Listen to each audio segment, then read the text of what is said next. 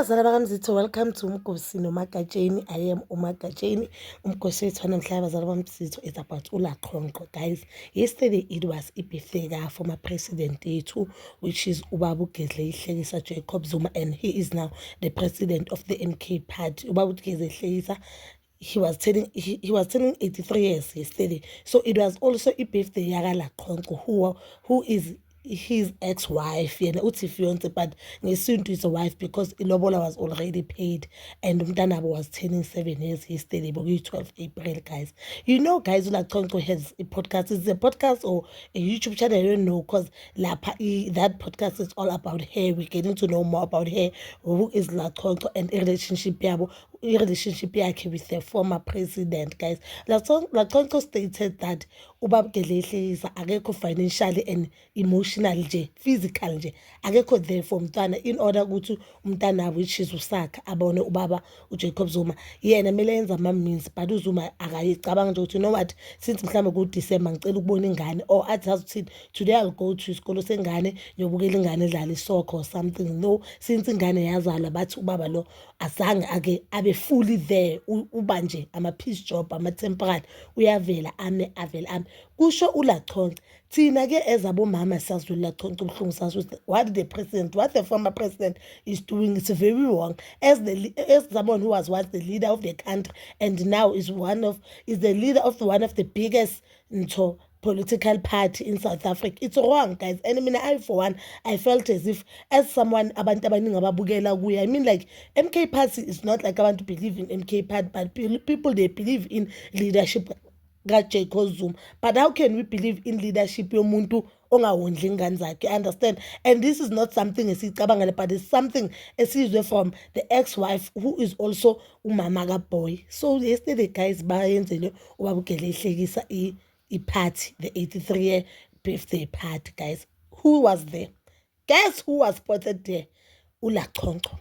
And uLaqhonqo, it was not the first time being spotted in Zuma. She was spotted on Christmas Day, and she said on the podcast she was there because umntwana wanted to spend the Christmas Day with the father, and akakwazi ukuthumezela umntwana to a setup whereby angafeel safe ukuthi umntwana khangaba angaya kuyo, like angaba khona na while she's not there. So ufeel as if umntana wakhe anyeke azabe safe, because we all know that ubaba Zuma unesithembu, unomndeni omkhulu. So that means akathembi wonke umuntu, not to say bake bayenze into embi, no, but since yena noZuma they are no longer together, akazi ukuthi who's who. And remember, yena noZuma, she was never introduced ukuthi ahlale lapha kaZuma nalamanye amakhosikazi, because into yabo ibe-secret. What masaqeda ukulotsholwa wapreka, short aceda upreka umntana wavela bahlukana. So akazi kahle ama-character walabantu, which is something that is very understandable. Nambonye ngimthumela umntana, but believe me, if mina ngiyilapha angeke uzwe ngomntana onga-7, guys. Let's just be honest. And umntana uyam-understand this ukuthi manje simasivuma ukuthi thina selapha. So my question is, uLaqhonqo whenever kunento kaZuma uzoya ngenkani just because umntwana uthi ufuna ukubona ubaba?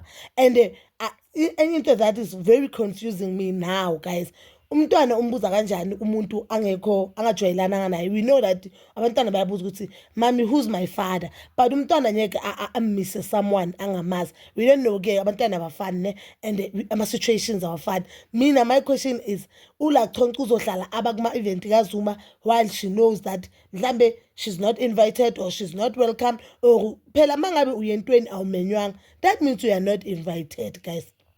And if uyentweni, if I'm throwing a party and mina as umuntu wephathi ngingakumemi, uzomenywa abantu ukuthi hey phela kunento enje kaGatsheni, awumenywanga yimi, you are not invited. You understand? So we don't know whether yesterday ubaba uJacob Zuma decide ukuthi you know what, since ngizwile umama engane yami akaphatheki kahle and she has questions, as asho ukuthi the only question angambuza yona ukuthi kwenze njani, uthi even nange 25th December wambuza ukuthi kwayenzakalani. uZuma failed to answer that question. Maybe she wants that answer, or uZuma naye usishayile as a pencil. You know what, remember uLaqhonqo noZuma abaphili asi-generation efanayo. So uZuma mhlambe as an old man bakanganaki emotional damage ayenzayo kuLaqhonqo and kumntana wakhe. I don't know, guys.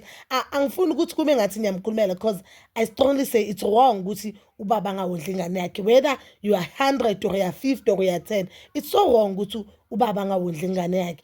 But now kwi-situation kaZuma mhlambe uZuma banga-understand, I don't know, but ke nangu uLachonco spotted kibo Zuma. And the one thing ke mhlambe uLachonco asifundisa wona manje ukuthini, endabeni zabantu niyaphuma, endabeni zami nizophuma nje.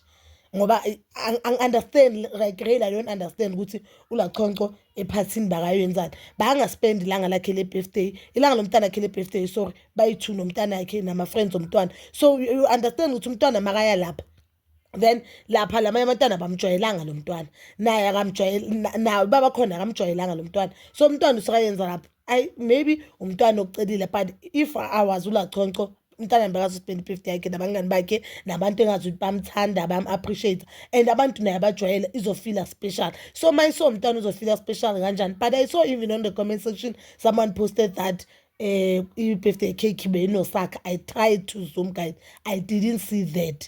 I tried to zoom that cake, I didn't see mina any name yakasakha there. I didn't see any picture mhlambe kube kuthiwa nangu uZuma uposte nosakha mhlambe bamvala ubuso umntwana for i-safety yomntwana. I didn't see that. But bazali wami Zitho, you can comment down below your thoughts, and please don't forget to like, subscribe, share and hit that notification button. Nginithanda ukuya nokubuya.